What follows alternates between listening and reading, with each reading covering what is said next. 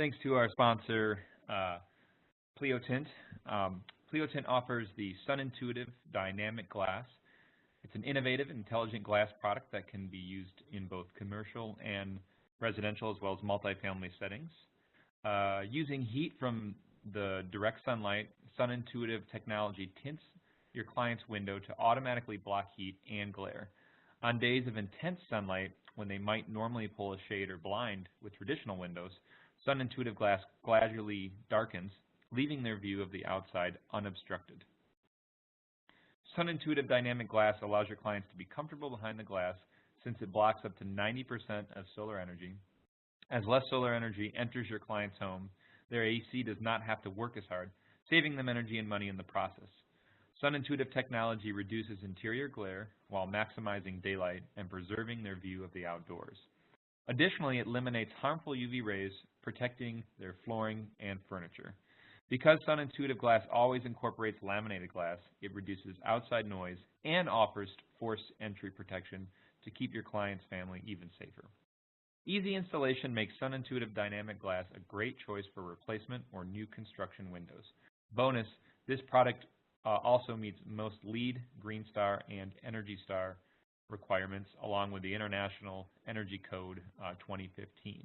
And on top of that, if you're pursuing the Green Star program, there are extra points for having dynamic glass. Check them out today. All right, well, I want to welcome everybody to Comparing Residential Green Certifications. Part 3, we're going to be talking about the prerequisites. This course is approved for 1 hour in continuing education units, AIA, HSW as well. I'll be your presenter today. My name is Brett Little, and I'm the Executive Director here at the Green Home Institute. So let's go ahead and get started with part 3 of our ongoing series. Don't worry if you missed part 1 and 2, but have some basic knowledges of green building and especially certifications, you're going to be okay. But if not, I definitely highly encourage you to, if you're listening to this on demand, take a pause, try to go back and listen to the other ones. And for those of you live, you can catch our recordings online. So real quick, we haven't got into the handouts that have been available to you, but I wanted to finally jump into those since they're now becoming a little bit more relevant. On the box.com shared link folder, and if you don't have access to it, please let us know right away and we'll get you in. But this is a folder that's open to the public. These are some of the files you will see on there, and eventually all of our handouts for each session will be up there and available for download. So let's start at the top. This is our case studies that we'll have. We're going to have a couple more in here as well that will be added in when we get some more time to put them together. But these are the current case studies we have, and then if you click on one, such as the Madison Supportive Housing, you'll get a breakdown of documents that give all of the scoring checklists that are open source, and then some other supporting documents for your review in each of these. And then what we did was we created an external comparison research document. So this will be, these are just other entities that had created their own comparisons similar to ours. They have reports and research and write-ups on that, obviously biased towards their organization to whatever degree, but we just thought we would compile all that and give you that information as well so you can read through others' attempts at comparing these rating systems. And then lastly, we've got all the most up-to-date, and we'll try to keep it up-to-date, certifications and open source manuals. So if a manual has a fee to it or has to be paid for or can't be shared, you won't find it here. But at least any of the rating systems that have open source resources for their checklists, we've got them all here. And just like, for example, this LEED one, if you open it up and drill down, you will see all the workbooks and other accompanying free resources. All right, so let's get into our case studies that we're going to be going over for this session. So Madison Supportive Housing for health met LEED, NGBS surpassed all credits, except for 90 901.4 APA certified wood. This is something not reviewed in LEED, most likely met through most wood products these days, but we don't know now, and so that could, tank the whole project. For enterprise green communities, under health, theoretically, it has a lot of points that would have met it. This project is on track to meeting the health points for a National Green Building Standard. Under EGC mold prevention, water heaters not met due to no drain pan being installed. And because these water heaters are located under the sinks, that could be a water issue that EGC requires you review. So that would fail it here for health. And there's no formal integrated pest management plan, so that would fail it as well under the health protocols.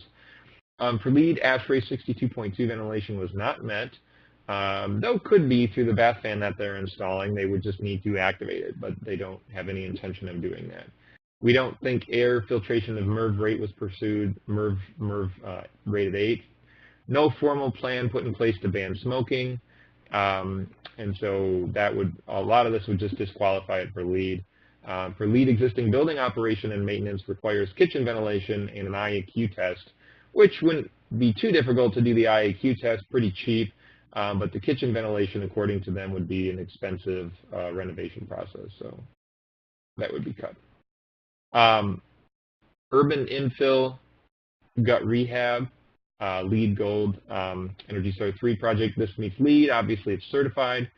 For enterprise green communities, it meets it, but has no formal pest management in place. Probably could have been easily put together and achieved, but that would, not having it would tank the whole project. From a health standpoint, prerequisites, it meets all of them for National Green Building Standard. For our Detroit substantial rehab, it's on track to meeting EGC under health. For LEED, it would fail environmental tobacco smoke requirements, at least according to what we're getting reported. It probably could be easily developed, and it may or may not be. They just didn't track it.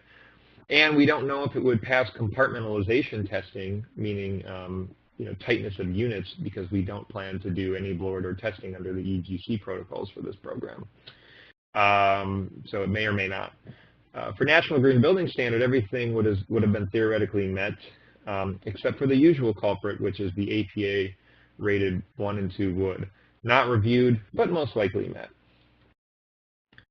And then finally, for Ohm Suite Ohm, new construction or a suburban lot surpasses requirements of LEED Platinum. Green Star requirements surpassed. Enterprise green communities did not review and meets all of the health requirements and surpasses them for National Green Building Standard. All right, so let's get into the requirements.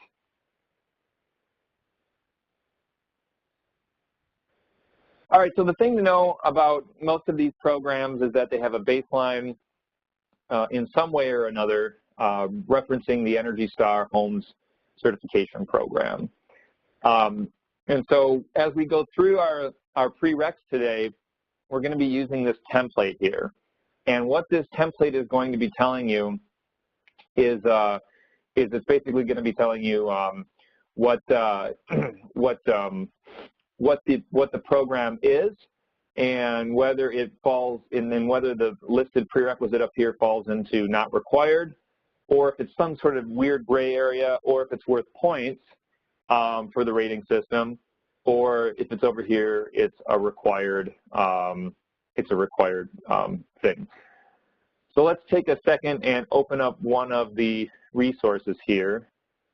Okay, so again, this is the comparing the prerequisites cheat sheet. So what we have going on with this sheet, at least on this first tab, is all I'm going to be referencing in this course, is this sheet that we've put together.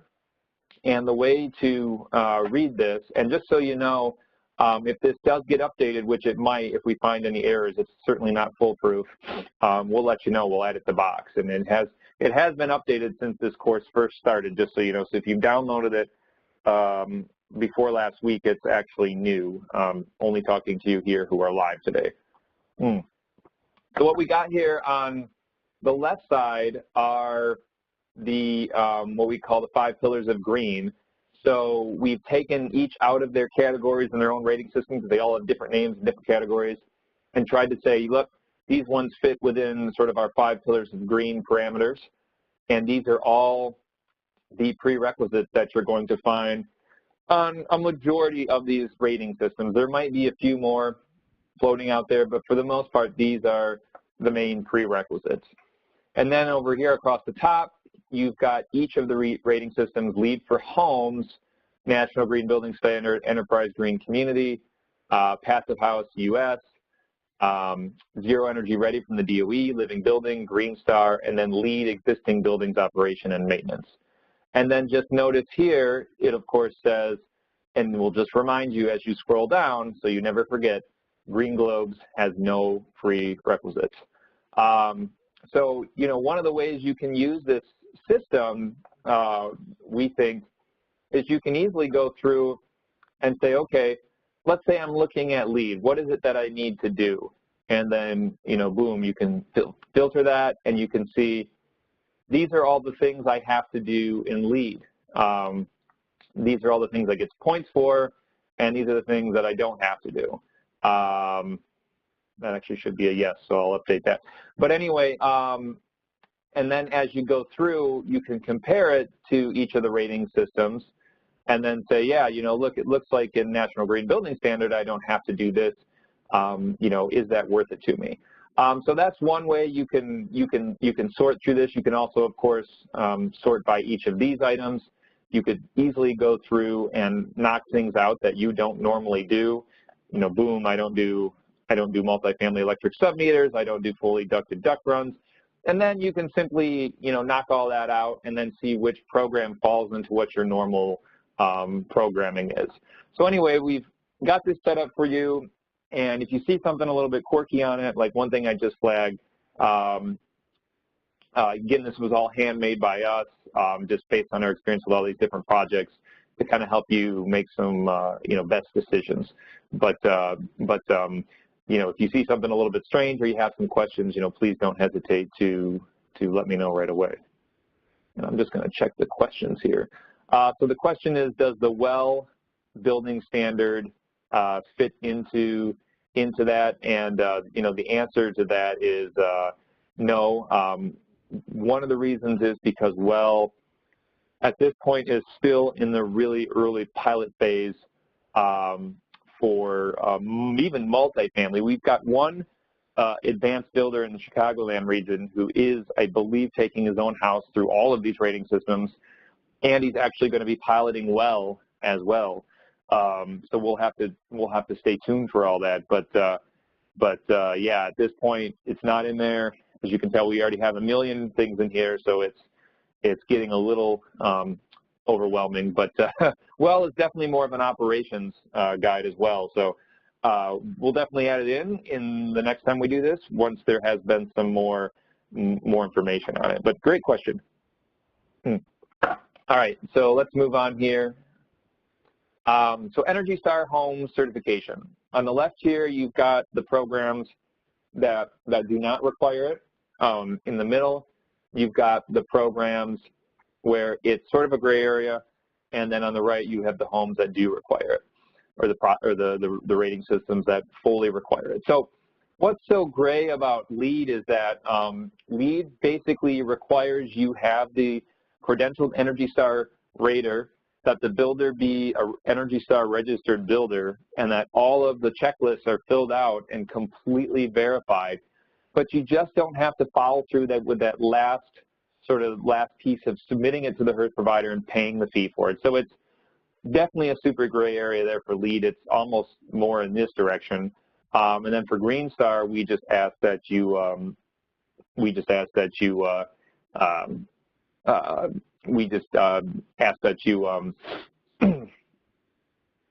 let's make sure. So again, and then Green Star, we give credit for that. And then Home Innovations Lab is actually looking for, if you take the Energy Star pathway, you can only get bronze certification, and you can't go any further if you're taking the Energy Star certification pathway. All right, so on the electric submetering and gas whole building metering, these programs, again, aren't looking for it. These programs are rewarding you in some ways for that, and effectively these programs over here, Living Building, green communities, LEED are all going to be requiring sub-metering. So good news is that costs are coming down. There's a lot of innovation going on out there with electric sub-metering. Gas hole building metering, what we're looking for is that you're not just metering a whole campus. You have to meter the individual buildings within the campus, which is pretty standard now. But electric needs to be sub-metered in the units, and so there are a lot of innovations going on now where there's just these really cheap devices that can be hooked right up to the electric box in each unit, or whichever box is assigned to that unit, and then it can report data out to somebody who's making decisions or trying to do an analysis of the stuff. So big complaints when this first came out with Enterprise and now LEED because of the expense, and sometimes utilities require that you use their sub-metering infrastructure, which can be really expensive, but a lot of innovation going on, and I think this is becoming less of an issue now.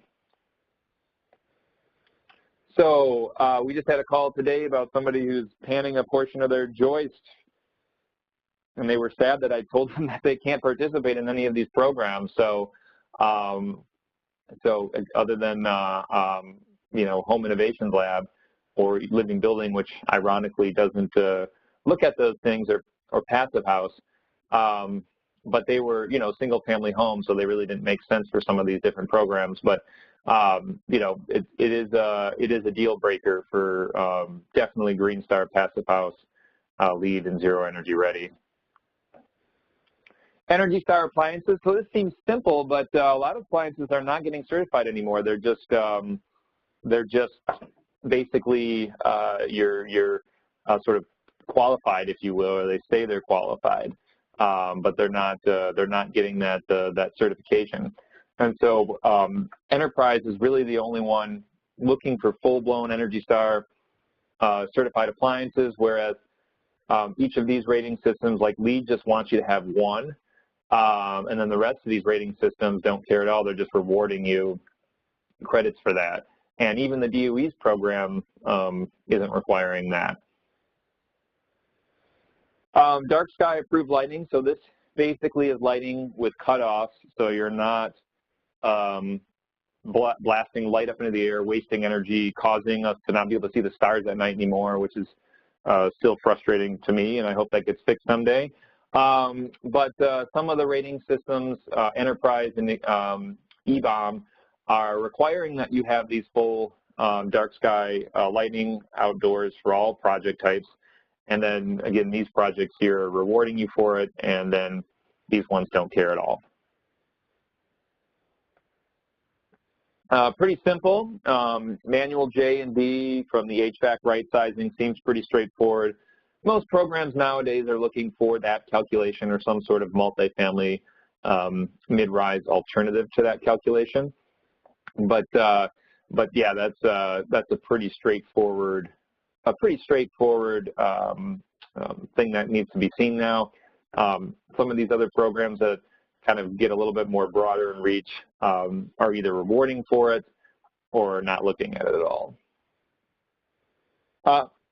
So different than a HERS rating, so ASHRAE not only has its own energy modeling, but it has level 1, 2, 3 audits. It's more of a commercial kind of lingo, but I'm just throwing it on there to show you that LEED EBOM does require that ASHRAE level 2 audit. These rating systems can give you points and rewards for doing that at certain points of the project, and then these ones don't reference ASHRAE level 2 at all. It's certainly a good idea if you've got an existing building, but it wouldn't, it could be overkill on these kind of projects as they're not referencing it. So the first project we have is the Rescue Terrace, and it will be referred to through most of these sessions as the Madison Supportive Housing New Construction Mid-Rise Building. So it's 4 stories, all residential with an office space, supportive housing to help people with special needs, disabilities in the Madison region, which I believe is climate zone 5, and urban construction as well. The interesting thing about this project, and you'll see as it kind of plays out in some of the ratings, is that these are 0 bedrooms. So if you understand the ratings, they, you know, more bedrooms, less square footage, if you will. And so these have a minimal square footage, but they're efficiency units, so they have no bedrooms in them. And this project encompassed 60 units, was completed in 2016, cost about $165 per square foot. And the estimated cost per unit is roughly $675. I think they're actually coming in below that too, as they've been tracking their energy usage. This project certified LEED Platinum under the 2008 rating system.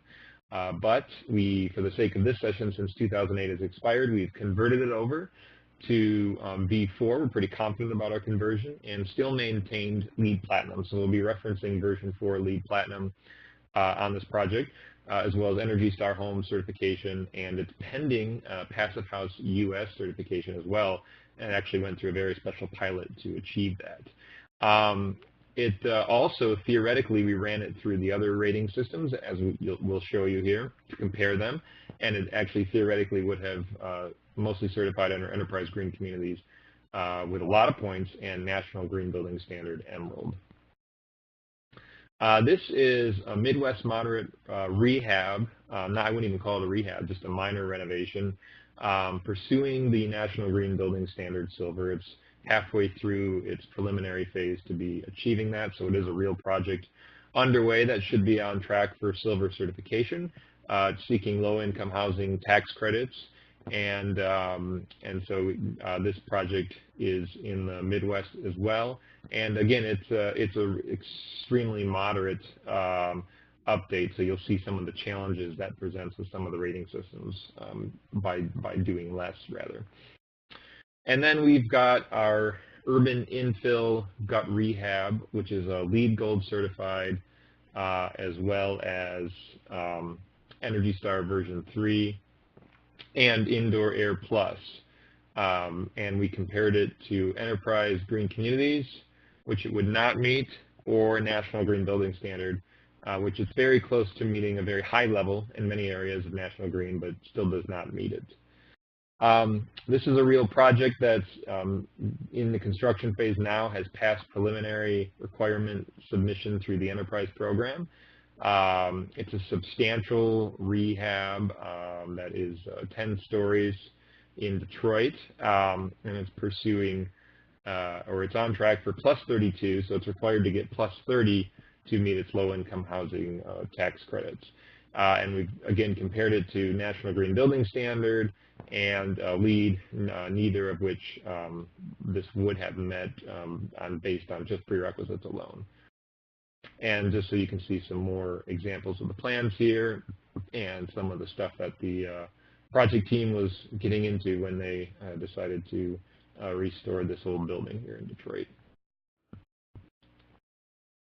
And then finally, we have our market rate project, Ohm Suite Ohm. It's new construction, recently completed last year, and it is more of a suburban project just outside of Minneapolis, and definitely not rural, definitely not urban, but more of a new suburban new construction project that you know, it's just a stunning design that used a lot of passive solar features, used a lot of sustainable landscaping, and so you know, you can actually take a look on our YouTube or USGBC channel and get invited behind the scenes, where we'll give you a full-blown tour of this home if you'd like to learn more about it.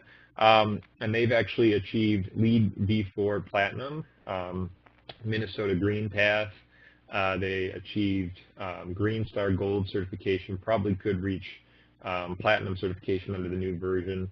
And they also, we didn't track them in Enterprise Green because that only looks at affordable housing, but they also look like they would have surpassed all the goals for Emerald certification, theoretically under the National Green Building Standard.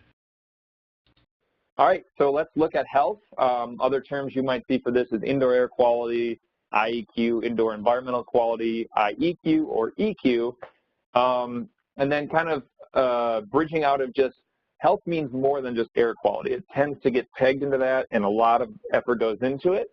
But we're also talking about accessibility. We're talking about building biology. We're talking about biophilia, mental health as well.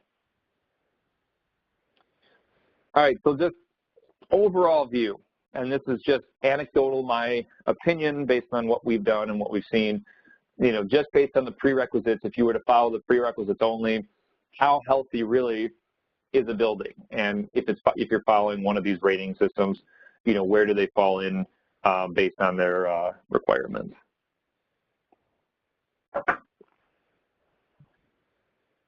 So Indoor AirPlus certification. We went over this in the last session. This is a certification that focuses from the EPA only on indoor air quality. It's required in these two programs. It's rewarded in these programs or components of it. LEED is set up as such that if you do get it, you just knock out a ton of prerequisites and grab a couple points automatically without having to even think about it. So they've kind of hitched themselves to Indoor AirPlus in some ways. You know, Home Innovation Labs doesn't mention it, but again, you can pick up a bunch of points for doing the same things. And, you know, you could argue the same thing for enterprise green communities, but again, these programs don't even reference it at all. Kitchen hood range, exhausting to the outside, seems like a simple thing, but some programs, so if you're doing a new enterprise building or a substantial rehab, it's worth points. But I kind of have it over here because if you're doing if you're doing new, it's required. If you're doing a moderate rehab, it's worth points. So it's kind of got one leg in, one out. And then these programs all but require that hood range, get exhausted to the outside, or there's some kind of energy recovery ventilator bringing in enough fresh air to the units. Bathroom exhaust controls. These are not required by any of the rating systems at all, so that's good news. Bath stand exhausting to the outdoors, though, similar to the hood range, many programs requiring this.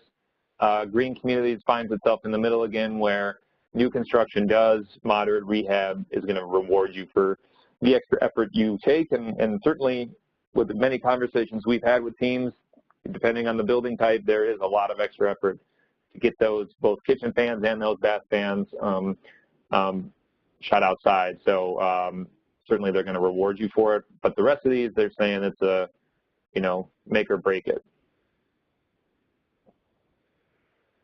So ASHRAE 62.2, so 62.1, remember, opening the window, right? Doesn't fly in a lot of climate zones anymore, not for healthy reasons or energy efficiency reasons. So we're looking for good makeup air in the entire unit or building, and that could be supply exhaust or balance. So we're not talking about that. It could be either or. You know, it could be as simple as just plopping in a Panasonic bath fan and then ramping it up and having it just run constantly or intermittently. So again, these programs require it. Enterprise is doing that same thing where if it's new construction, it's in.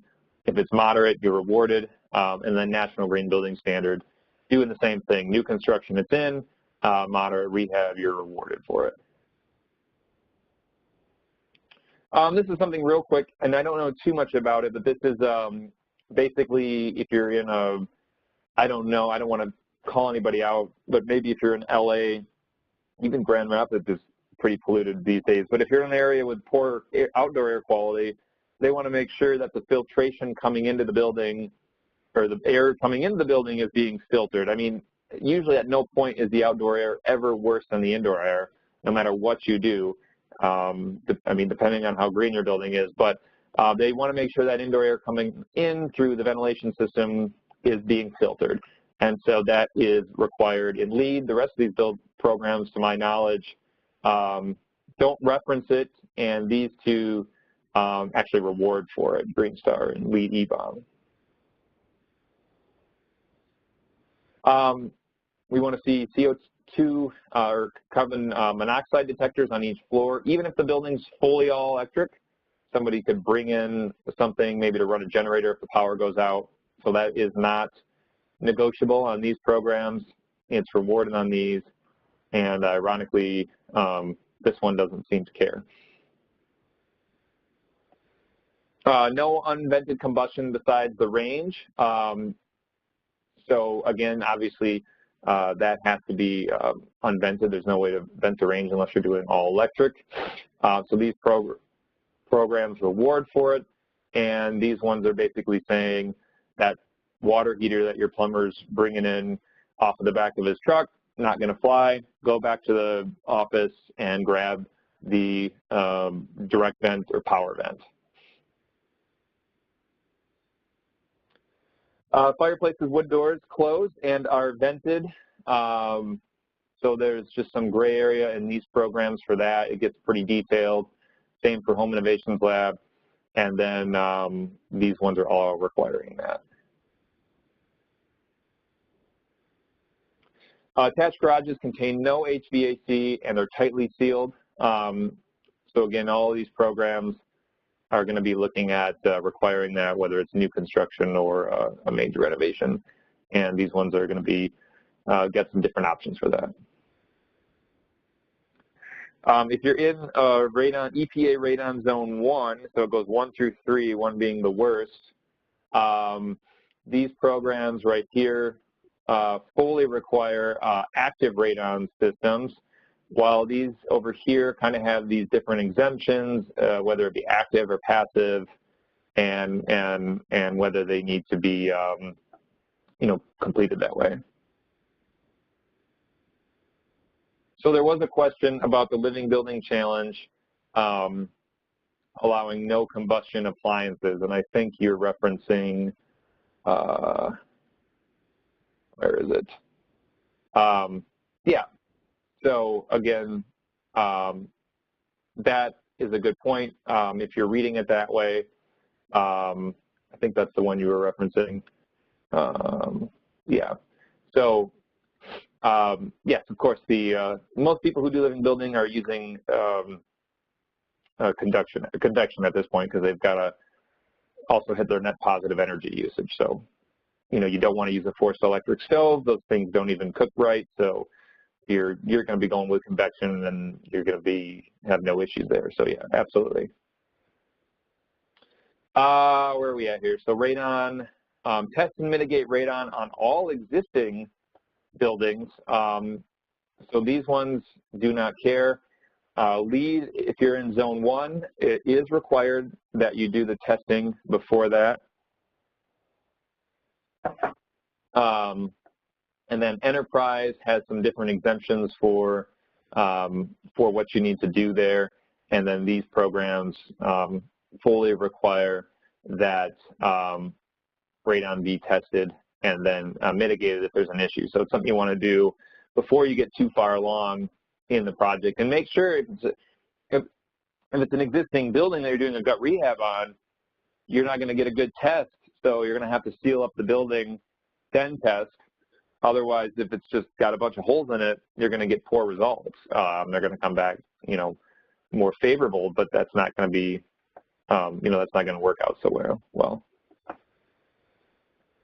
And then radon systems on basement projects and new homes. So Green Star is basically saying we want to see all radon systems on all new construction and all homes that are doing basement renovations before you seal up the drywall and can't put the radon system in. They're fully requiring it. These folks, they're all not required, not looking at that for the renovation. Merv 8 filtration, so if you know about Merv Filters and their level of rating, these programs are rewarding for it.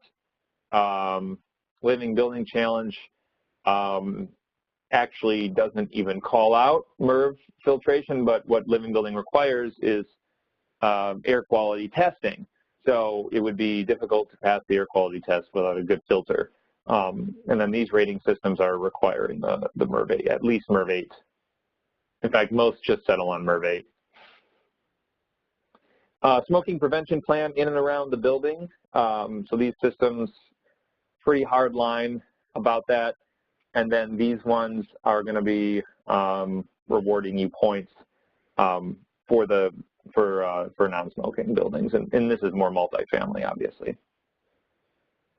So this is new. This is compartmentalization, and so this you think of tight buildings, you think of stopping convection and stopping heat loss and energy waste. But in this case, we're talking about transferring between units, trying to improve the comfort and health of the occupants from the neighbor next door on who knows what they're smoking or cooking or doing what with.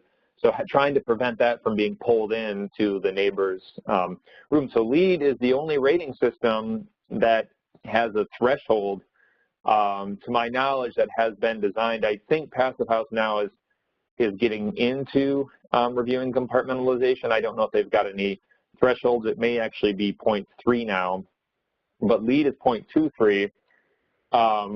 And so, that's something that, we've been telling builders now as they go to do LEED projects, hey, have you been testing your previous buildings so you have an idea? Oh, sure, we've been testing the units for the energy points, but we haven't been testing, we've been testing the air changes per hour, but we haven't been testing the CFM per square foot of enclosure.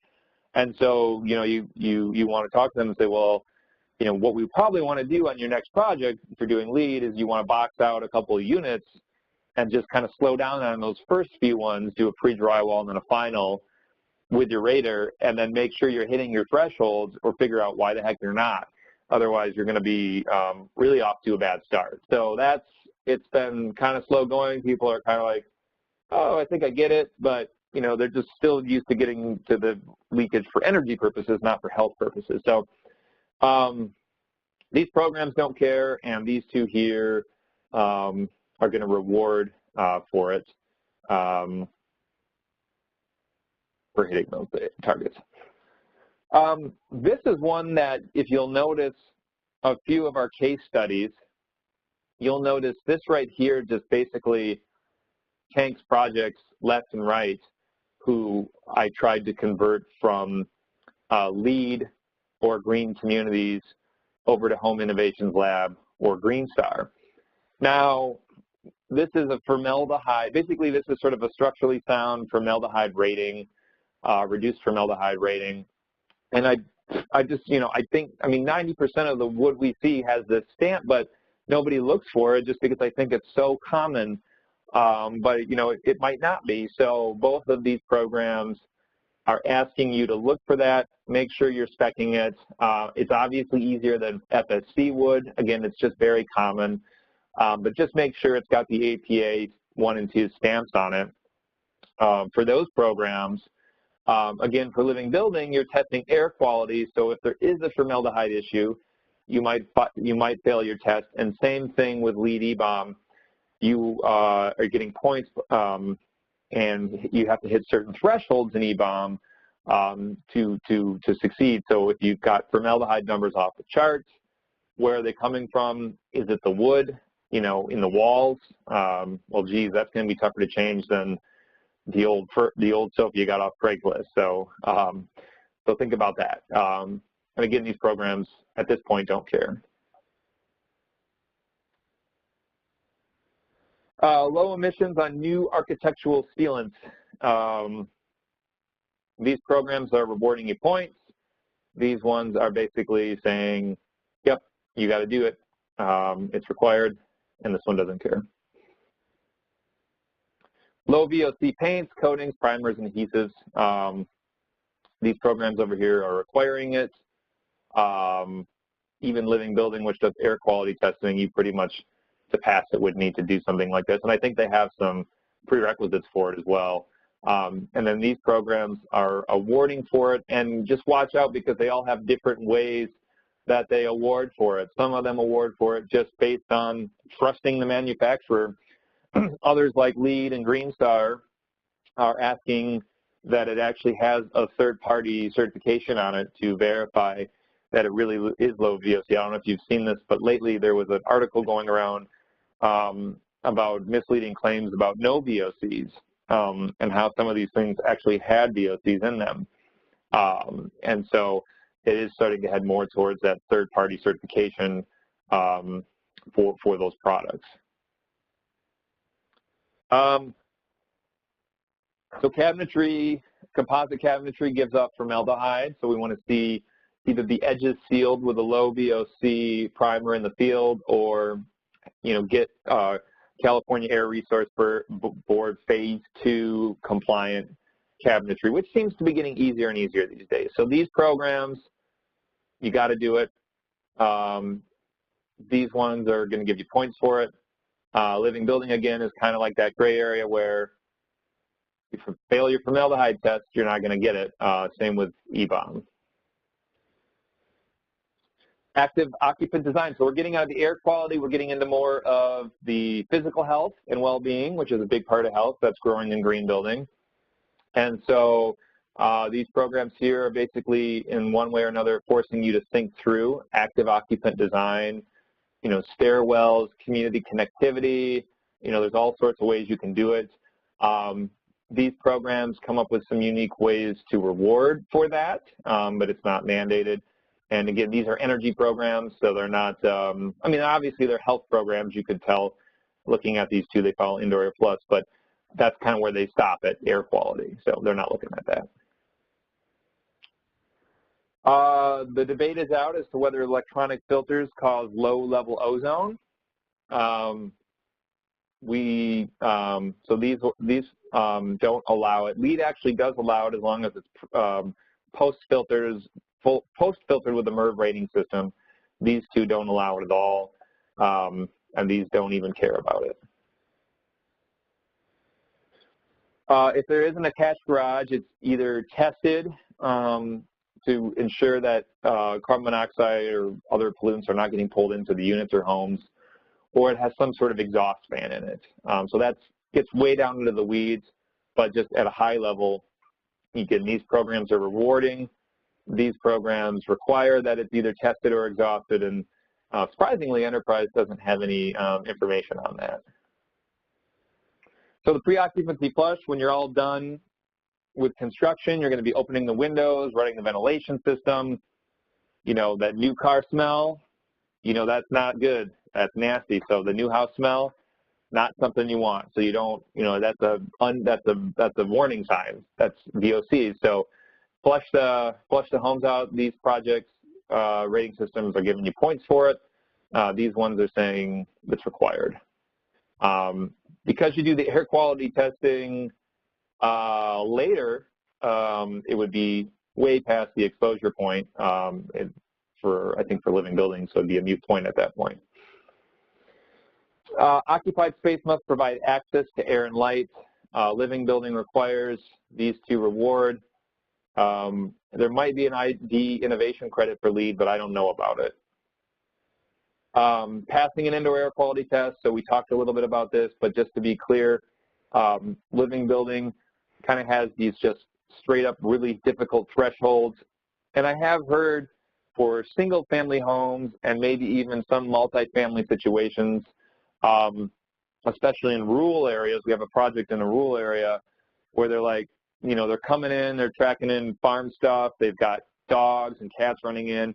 You know anything about cats, well, dogs and especially cats, they are #1 indoor air quality enemy. So they kind of realize real quick that people who have these pets are going to fail the test mostly because of that. So they did allow some exemptions on one project that we were doing for a single family, more rural home. So that's something to think about. For LEED EBOM, what you have is sort of your thresholds you have to meet for all of these different VOCs and PVOCs and particulates, but you just have to, once you pass that threshold, you can get more points in the rating system. And then same thing for these programs, they have air quality testing protocols and thresholds. Some of them just say, here's just this big list, hit all of them, and then some of them say if you can hit certain levels in each one, you can get points in each one. So this is a certain standard, CDPH standard V1.1, California Air Resource Board standard, synonymous with it. So again, not looking at any of that. And actually, it is it is credit and LEED in Home Innovations Lab, and living building is going to require that. Living building does have some prescriptive stuff, so it is looking at having those entry points and walk-off mats and shoe removal, so you're not bringing in dust and dirt and whatever, especially if there's kids crawling around, and these rating systems are going to reward for it. Existing buildings kind of in this gray area, because if it does impact air quality testing, that might be something to consider. One way or another, these programs have green cleaning protocols. Obviously, these two down here are going to be following up and monitoring the results of those. So I guess these could have been over here to the left a little bit more. These mostly just require it in the manual, in the homeowner manual and tenant guide, and if you've got a multifamily building in the operations guide. These ones are going to give points for it in different ways and different ways to look at it, and these don't care. Sustainable carpeting, so that's kind of a loose term, but there's Green Star is looking at an Enterprise Green is looking at Floor Score or Green Label Plus as a requirement, and then LEED is going to be following the California standards, which I think is also certified by those two ones we named. Biophilic design. So this is kind of hard to quantify, but this is a way that architects are designing natural shapes, light, having more natural lighting, more natural plants, sound, mystery, really cool stuff. In fact, there's a big webinar going on that International Living Future Institute is recently putting on how to achieve this. It's not necessarily measurable in a black or white way. It's very subjective, but they do try. So the concept is mental health. Biophilic design, people's affinity for nature, E.O. Wilson coined that. And so they require in some way that you've really thought through all this. These two programs are giving points for it, and it's pretty loosely defined. I wouldn't doubt if LEED jumps on the ID bandwagon here sooner or later.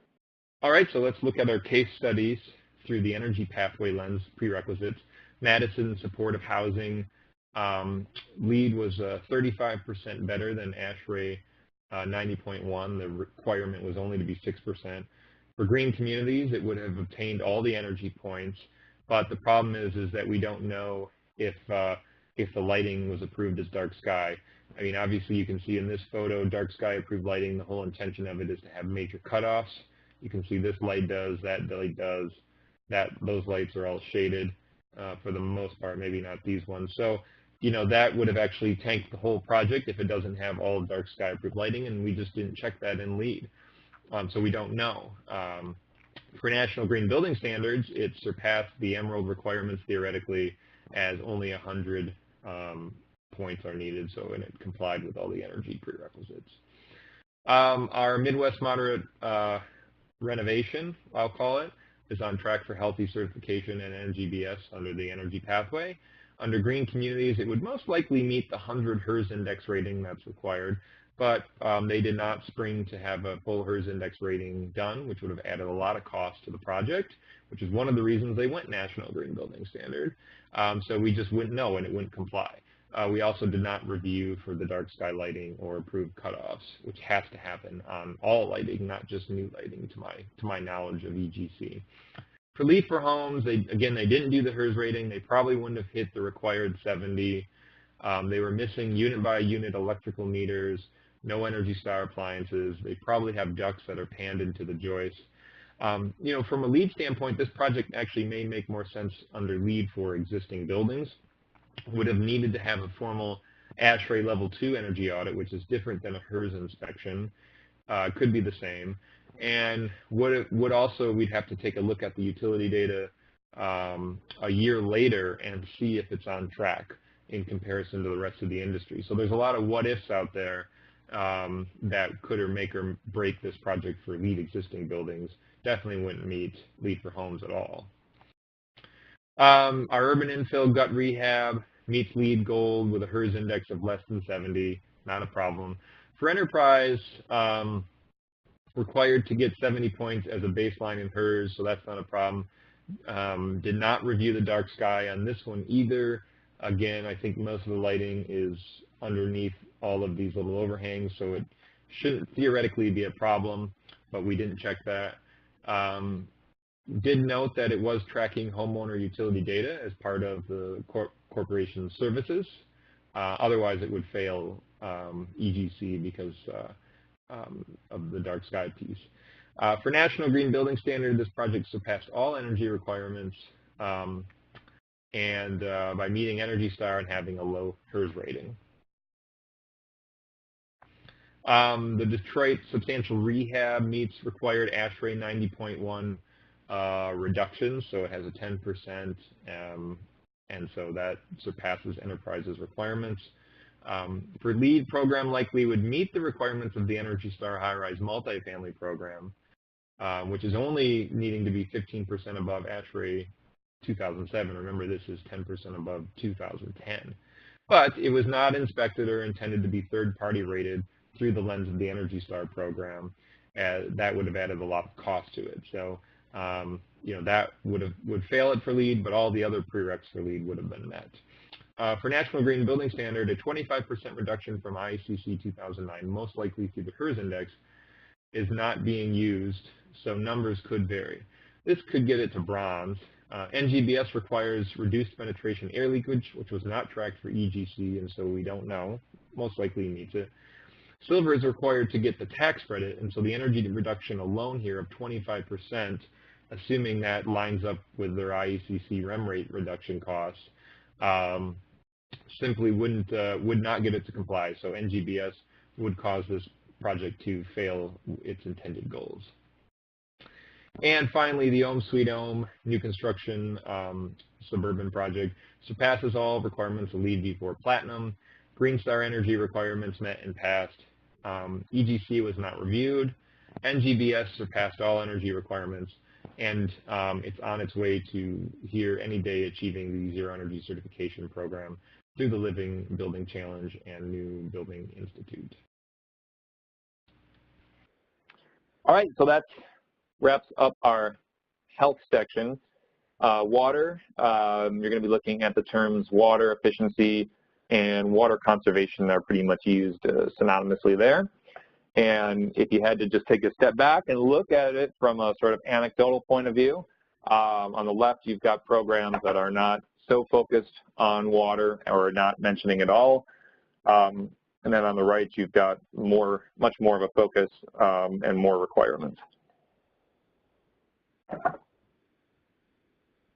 So having a whole building or whole home water metering, in LEED right now it's just a whole building is required. Enterprise, whole building. I think Living actually requires whole unit water metering. Green Star is going to reward for it, and from what I can tell, these programs don't care. So here we are. So the submetering, actually, yeah, LEED is looking at submetering for water. So my mistake on that. And Enterprise is going to give you points for submetering and tracking that and reporting it to them. No detectable leaks after construction, and then that typically gets coupled with water pressure testing. So if your water pressure is too high, then you got to put on like a regulator. Otherwise, it doesn't. The flow rates of your water devices are actually not going to be. They're going to be higher because of a higher water pressure. So LEED is requiring it. Green Star requires it on new construction, and then on renovation, it's worth points. Points in these two rating systems, and I don't think any of these care. WaterSense certified devices.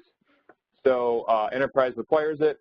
Points here that they filed that certification, and excuse me, no mention of it here. We like to call this sort of medium flow water devices. So that's, we define medium as toilets being 1.28 or less, urinals being 0.5, showers being 2, kitchen sinks being 2 gallons per minute, and then lav faucets being 1.5. So again, rewarded in these programs. Most of those are kind of the bare minimum thresholds for LEED for sure, and then enterprise is going to require it. Now, do note living building is looking more, and we'll get into it here in a second, really in depth in water, but has no prescriptive requirements, so that's why it's over there. If you're using irrigation, it has to be efficient, which is a broadly, loosely defined term, but each program kind of defines it in some similar ways. So enterprise actually is requiring efficient irrigation, while the rest of these are just heavily rewarding, or it'll be difficult to achieve outdoor water points if it isn't efficient. So for materials, our Madison supportive new construction mid-rise project has obviously met LEED and theoretically would have no problem surpassing all the goals of National Green Building Standard and Enterprise Green Communities. For the Midwest moderate rehab, this project is obviously on track for National Green Building Standard. Should have no issue with meeting materials requirements for the Enterprise Green Communities. For LEED, they have no durability planning or improvements that they plan to make at least that are planned to meet the water management checklist, downspouts, grading, slopage, all that. So without that kind of planning in place or looking at it more in depth, definitely are not going to meet the LEED for home standards. And then existing building operations and maintenance, what you're going to be looking at for LEED in that case is waste management tracking and some kind of plan in place to reduce occupant waste to landfill. And they just do not have the capacity to do anything like that. So they may or may not meet it. For the urban infill, meets LEED, it's already certified. For enterprise, it meets all of these, except it sends all of its waste to a central facility, and there's no way to determine what's sorted and what's not. So again, it most likely meets the intent, but based on the stringent requirements, we would have to submit a waiver, and they would probably be mostly interested in accepting that waiver to say, hey, look, we can prove that all the wood from this site went to this sorting facility, and then from there it all went to a habitat restore or something, just as an example. And LEED, wouldn't allow that, so they didn't take any points. They're not required to get points in LEED for recycling, but EGC they are, so we'd probably have to submit a waiver and see. And then for NGBS, National Green Building, they do meet everything. All right, and then the Detroit substantial renovation mid-rise project, on track for EGC and materials, LEED. Again, the durability management probably is more than likely met, but it wasn't something we tracked, and it's not something we plan to verify, so it would sink the whole project. On NGBS, it missed several items that probably are going to get met, but again are not being tracked, somewhat similar to LEED. So finish grade and sloping, that actually probably won't be met. Ice barriers, flashing may be met through the windows, but it probably isn't going to be inspected. Dry insulation is not going to be inspected, though they're using a lot of foam, so that's not an issue for the most part.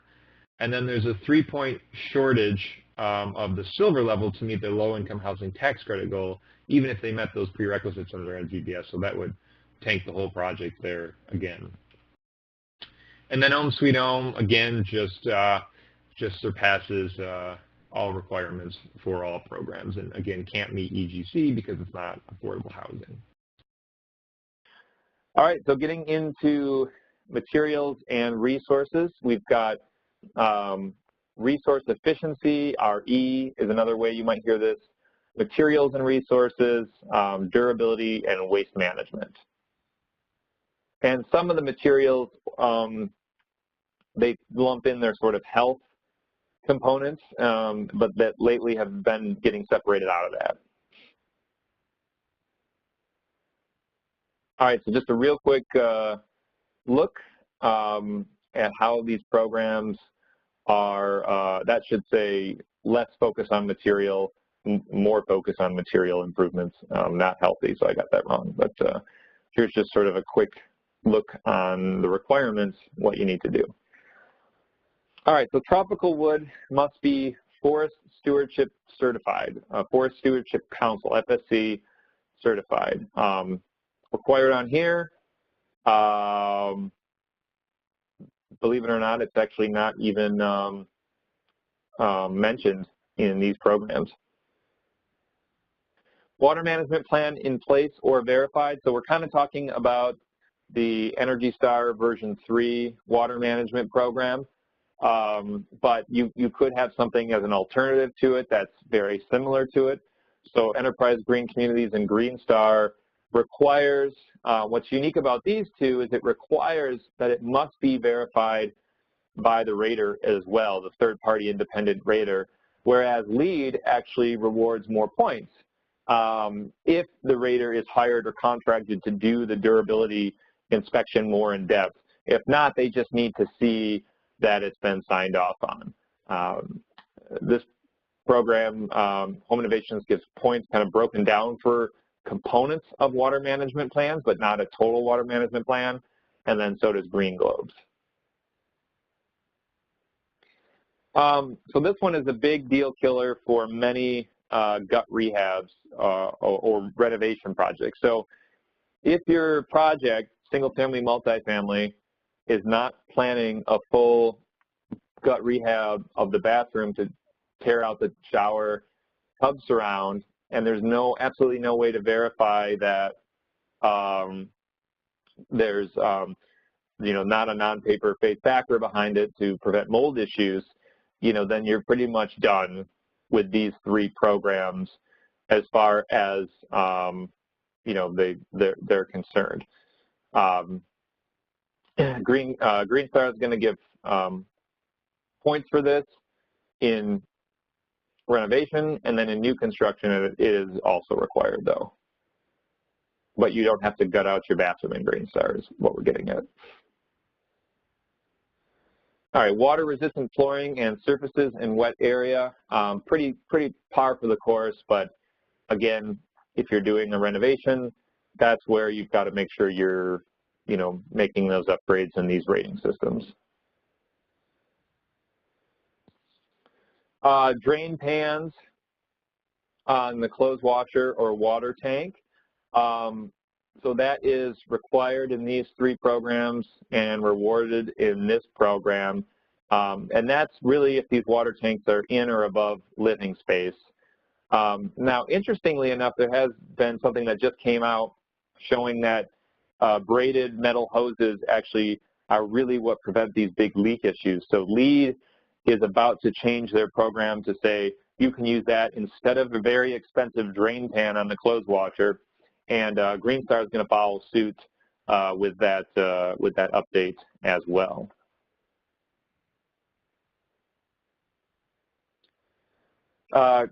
Clothes dryer vents outdoor and away from the intake.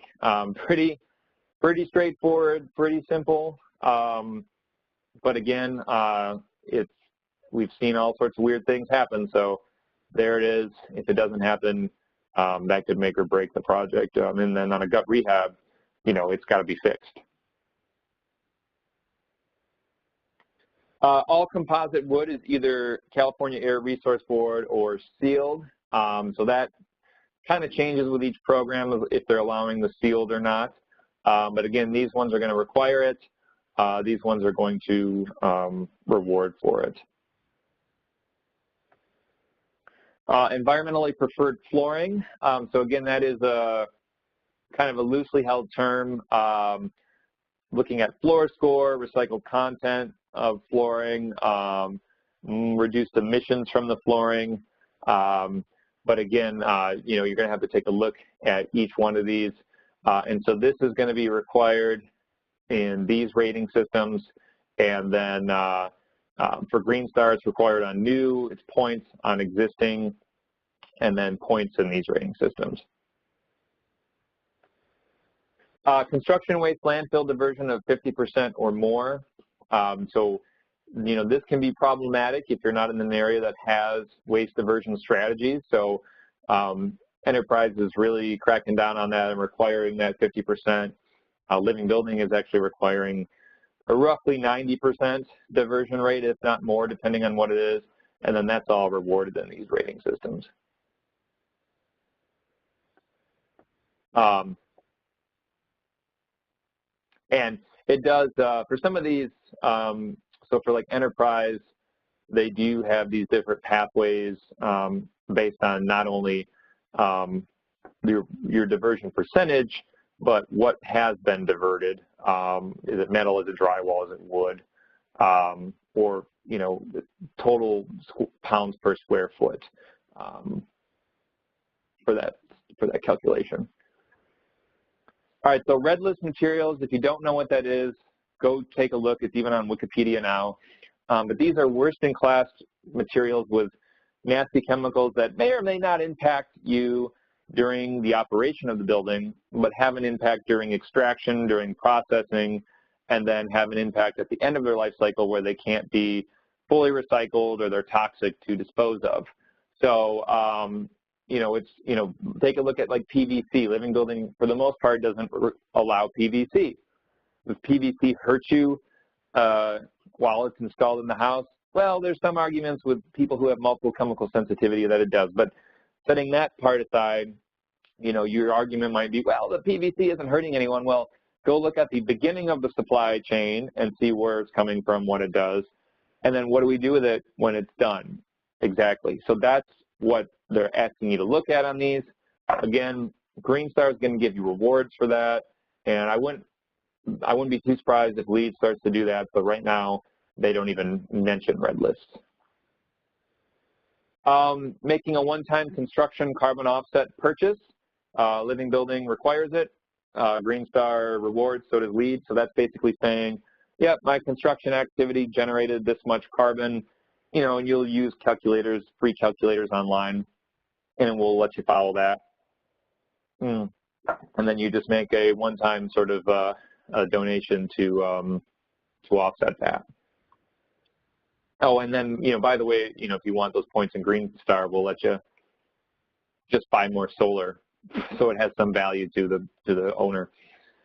Advocate for sustainable stone sourcing. So we've got really good at porous FSC certification with wood, but now we're having issues with extraction of stone. Living Building says, let's look into it. Green Star says, you can for points. These guys don't care.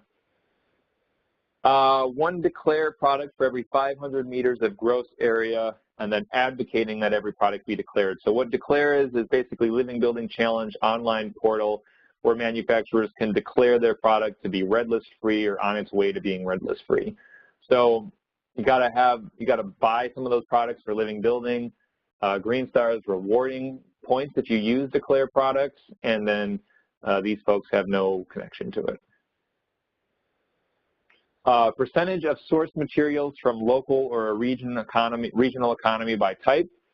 So Living Building is kind of looking at your percentages of materials coming in and where they're coming from and how heavy they are, and saying by these certain percentages you have to follow this. So like, 35% of your aggregate, has to come in within like 100 miles.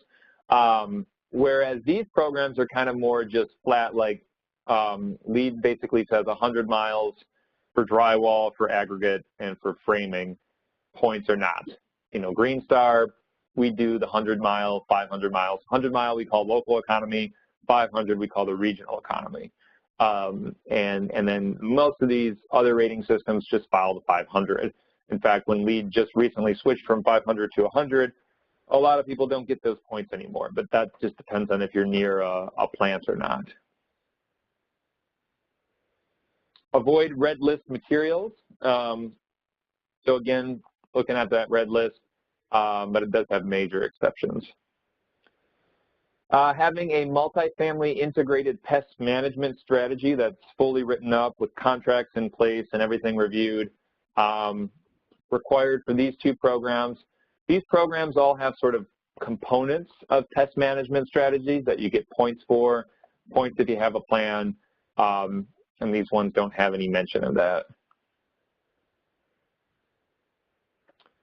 Having a facility maintenance and renovation policy in place, definitely required for LEED E-Bomb, probably mostly for living building, but a little loosely defined.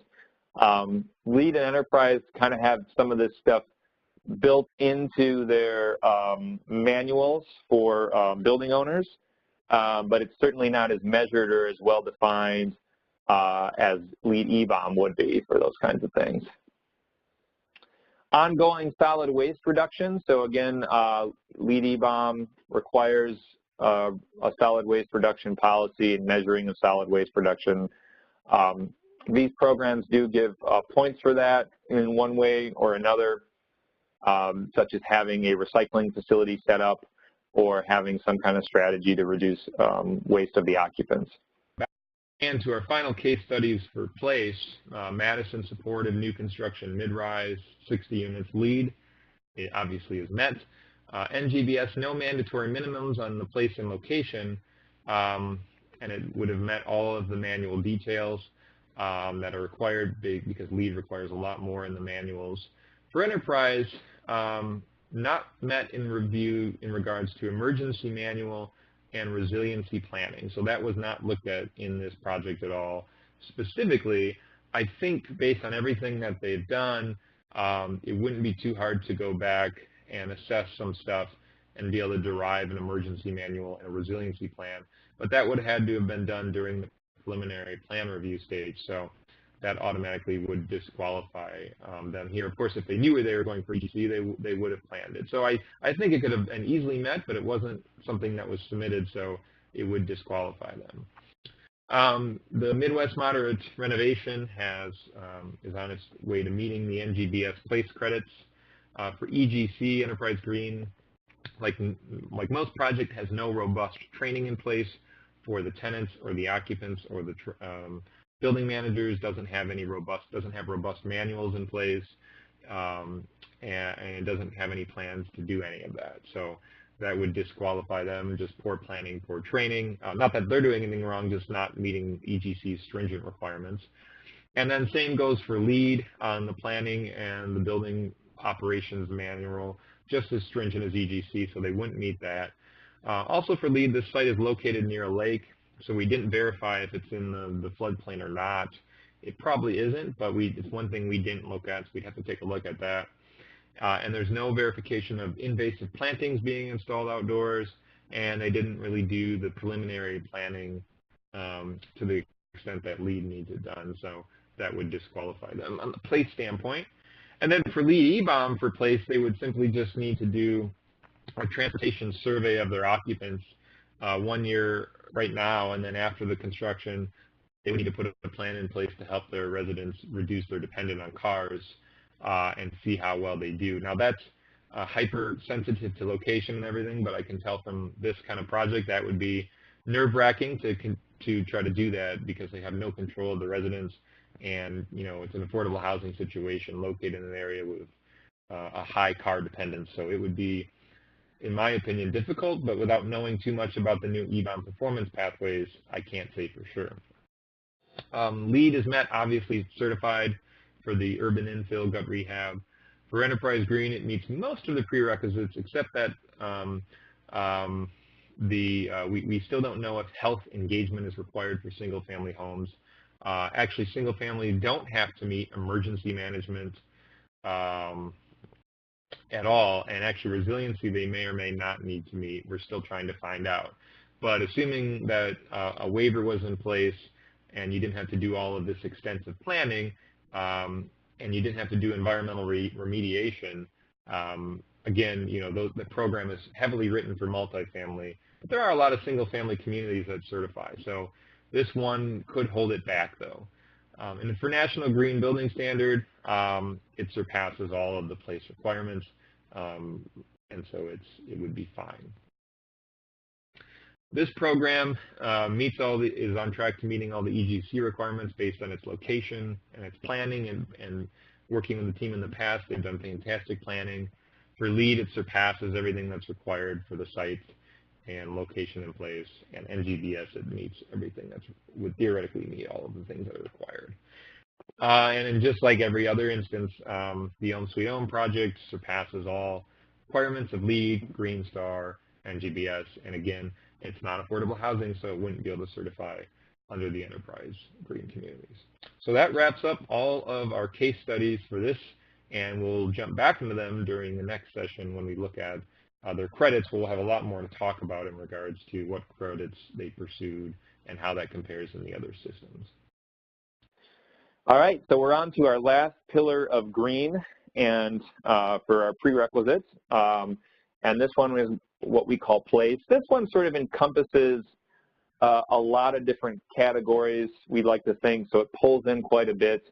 So if you see terms like sustainable sites, location and transportation, lot design and preparation, site improvement, location and neighborhood fabric, and then land, all of those are what we're talking about and defining them simply as a place or having a sense of place where you're at.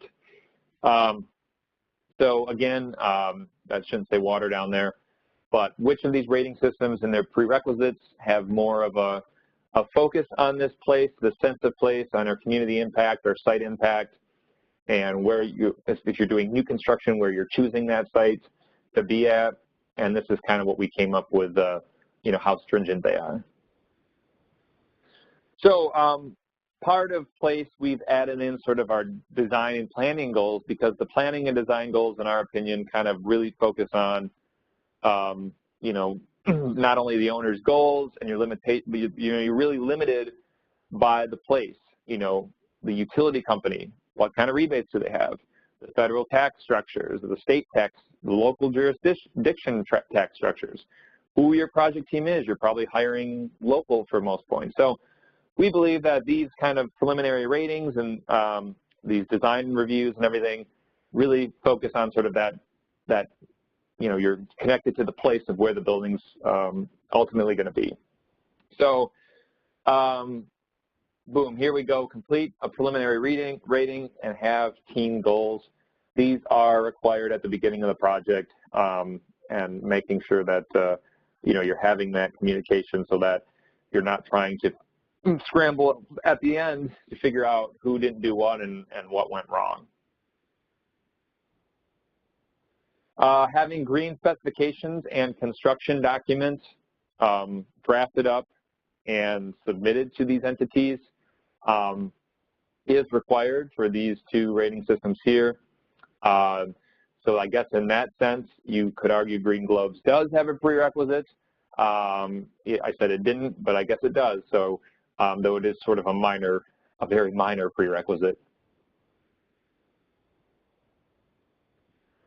Don't build in a flood hazard area. So with everything going on lately, we know that floods are not following their federal regulations. Shame on them.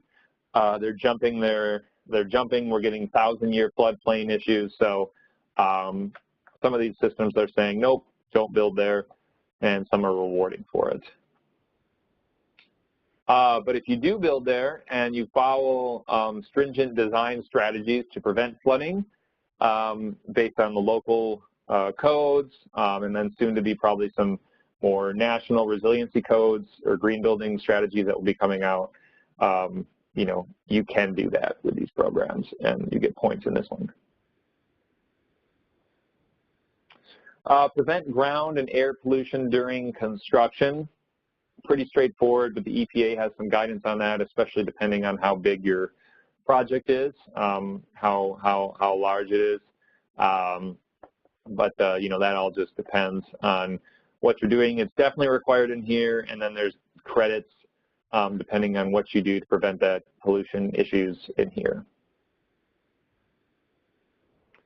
Don't plant invasive plants. Actually, you're going to see this one removed from LEED version 4.1 that's coming out here soon. But in the meantime, it is something that's in there along with these other programs. And then you can get extra points for not doing that in some of these other ones. Avoid environmentally sensitive areas. So we're talking building near wetlands, building near bodies of water, building on endangered habitat species areas, building on, in some cases, prime farmland. So again, these programs basically say, nope, can't do that, and these ones are rewarding if you can avoid some of those sensitive areas. 25% development has existing infrastructure. So enterprise is going to be requiring that. It's kind of a hard line. Unless you're in a rural area, they do make exemptions. But you can't just build right outside of an urban core if 25% of the lot is not previously developed around the boundaries. The rest reward. Now, living building actually has some crazy calculations to make sure that you don't add too much of the same building type to a certain area, but that gets into a whole nother discussion. So compact development, interestingly enough, you want to put as many units as you can per acre, but there has been some thought out there as to, obviously, buildings of being above 8 stories, having some impact both on the ability to make those buildings net zero energy or water, as well as, just losing our connection to the ground, which can cause all sorts of other problems. So it's not to say that these programs are going to reward you for over compact development, but they do have their cutoffs.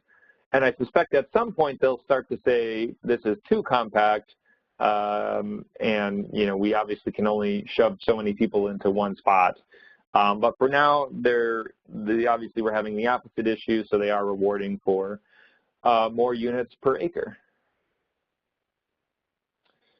Preservation of or getting access to open space. So again, being able to get out into nature, getting out to play, that is required in these rating systems, and also in enterprise highly rewarded in some aspects above it, and then it is points in these rating systems. So part of that is setting aside a part of the project boundary to access space, or just simply being located next to a park or something accessible to all. Seems pretty straightforward, but environmental testing and remediation is specifically called out in these programs and must be done, rewarded to be done here, and then not even looked at in these programs. Low impact development, or LEED, so reducing issues with stormwater and having stormwater issues with certain jurisdictions or cities required here and rewarded in these programs. Same for native, adaptive, and regional new plantings. So this is new plantings being added. Must all sort of fit some of these different definitions, which are somewhat loosely defined, but the local university extension is going to be easily able to help you figure that out. And then these programs are getting rewarded for it, and these actually fall into a lot of water credits as well. They kind of have they play a dual role here. Not only are you supporting nature, but you're ideally reducing your water impact. Design for residential health and well-being. So you basically have to think through how, whether it's single family or especially if it's multifamily, how how the building can improve the health of the occupants, whether it be having a playground or whether it be improved stairs or improved lighting or reduced exposure to asthmatic issues. A lot of these things have to be thought through, obviously more so in living building, but enterprise is making you do it as well. What's new too is you've got to, in these programs now, plan for resiliency. So, not only are you doing your durability checklist, but you're kind of saying, what if there is a blackout? What if, what if the area, it's really hot out and somebody needs to get into cooling rooms to prevent kind of health issues in the area? Or what if there's a flood? Where are we putting our HVAC system? So all these things have to be thought through to some degree in these two programs, and then these ones are giving rewards. LEED actually had ID credit for this, and then it went away, and they just announced a partnership with Rely, and so they're going to be bringing back resiliency, to be sure. Pretty standard, but man, some of the projects that try to fly under the radar, you never know. So it's in there, and it's got to be done. And so for Green Star, it's required on major renovations, but moderate rehabs, you know, if you're not exposing certain things, then maybe not. Pretty straightforward. You know, you buy a new car, it tells you how to operate it. Same thing for buildings now. We can build them as green as we want, but if it's not operated correctly and maintained, it'll lose its efficiency and it will become unhealthy and waste water. So having these thought through manuals for both homeowners and for tenants and for the building managers. And so there's all different ways these programs approach these kinds of things, but they are required in these four right here. And then there are, you know, points in some of these programs. I would say Home Innovations Lab, you know, if you want to get above the bronze level, you really, really got to pretty much do a lot of the same things that you'll see here. And so this is the same thing, but for training, building operations, homeowner, and tenant training. So this is, again, having that walkthrough with the homeowner, having that walkthrough with the tenant, and then, of course, doing really intense training with the building manager or property managers so they understand how to maintain these homes, and then making sure that there's a formal thing in place so that if a new homeowner buys the house, it can be handed off to the next one, or new tenants come in or new building managers are hired. There has to be some kind of formal process set up for that. Utility bill account numbers.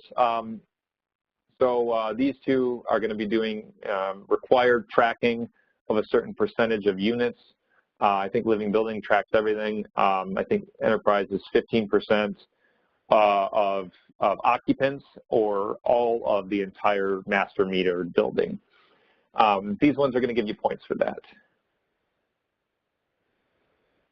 So one of the biggest challenges, the Living Building Challenge, is the requirement that all stormwater stays out of municipality and that all black water be treated on site. And I will say this, that it has massive heavy exemptions, but it is one of the intentions of the program to you know, prevent stormwater issues or waste leaving the site. And then all these programs are going to give hefty rewards for that.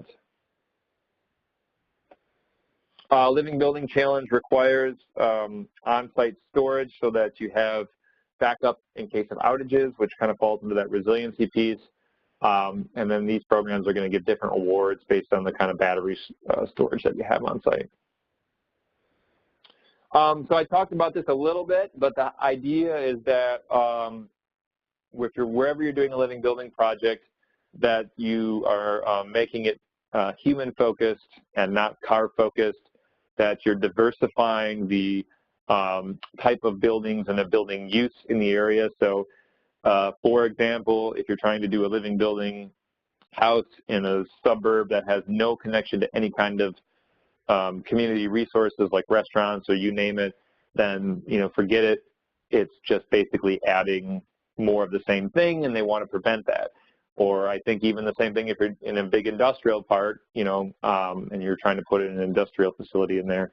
That's outside of residential buildings, but they're looking for diversity. Universally accessibility, so this is kind of a broad term, but this is kind of giving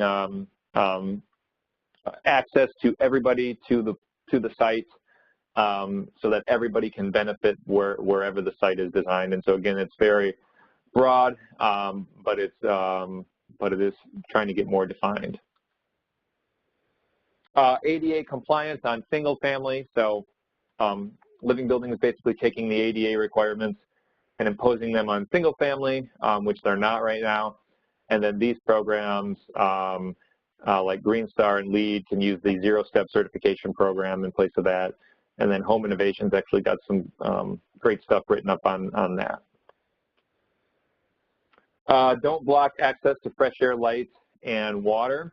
So again, this is sort of just, is the building diminishing another person's rights to nature is kind of what their other term was it for. And how that plays out in reality is, did you just build a multifamily building that just shaded the neighbor's building and it prevented them from using their solar PV, or did it foul the air? You name it. That's what we're looking at with living building. And then living building wants you to donate 0.5% of your construction costs to renewable energy infrastructure to help build it up. Green Star will give you points for that, and then these folks don't look at that. And then they have organizations called just organizations where, if you've ever heard of B Corp, kind of the same concept, but nowhere near as in depth. I'd assume anybody who's a B Corp can easily become a just certification organization. But what you're basically saying is that you're paying your workers a fair wage. You've got, health insurance. You've got good strategies in place for employment opportunities. You use renewable energy. You're using sustainable materials. It's kind of a self-certification thing, but it is required in Living Building Challenge.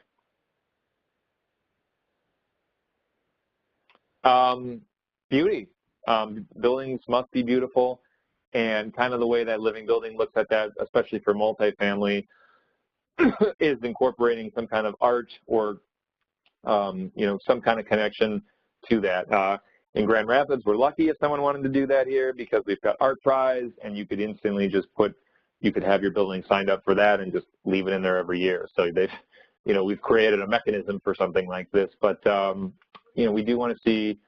We don't want to see ugly buildings going up, and not to pick on Passive House, but you see those sort of boxes going up with no windows, and that for energy efficiency's sake. But have we lost what was beautiful? This one's a big killer for many of the case study projects you'll see. You simply have to have an emergency management manual, and it has to be pretty well thought out in case there is a climate disaster or something. And so again, that has to be done at the beginning of the project. So we've had, before the project even starts, it has to be approved. So again, this is always a little bit of pushback from our teams, like, hey, property managers, you need to send me your emergency management manual. Like, the building's not even built yet. We don't even know if we're hired yet. Well, we got to do it before they swing a hammer. And so it does cause a little bit of a stir, but it is required.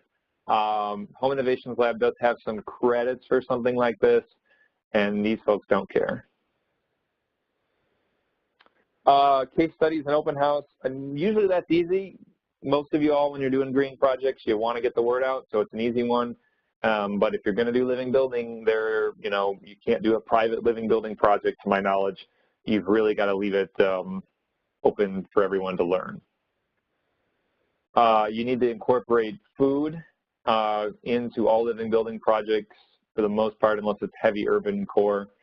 And then in these programs, they reward.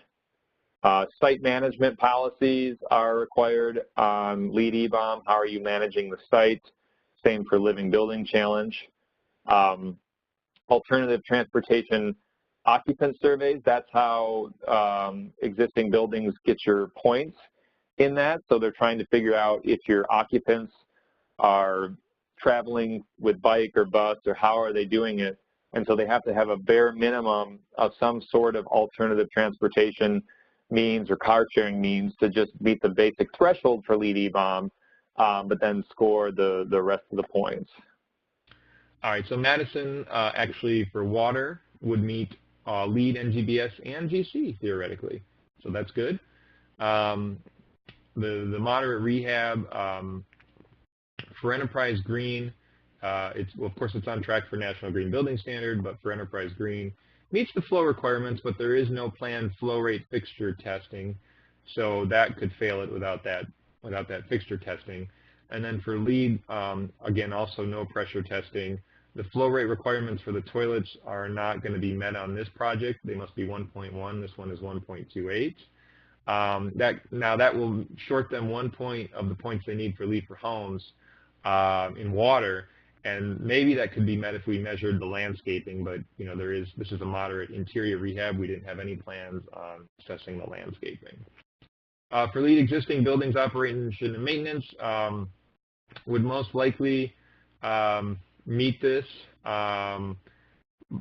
through water modeling based on the reductions they're doing, which we're calculating at about 40% based on the enterprise or the National Green Building Standard tool. But we would need to wait a whole year to confirm that, and that could be, you know, nerve-wracking for someone looking for tax credits. For the urban infill gut rehab, meets LEED, probably meets enterprise theoretically.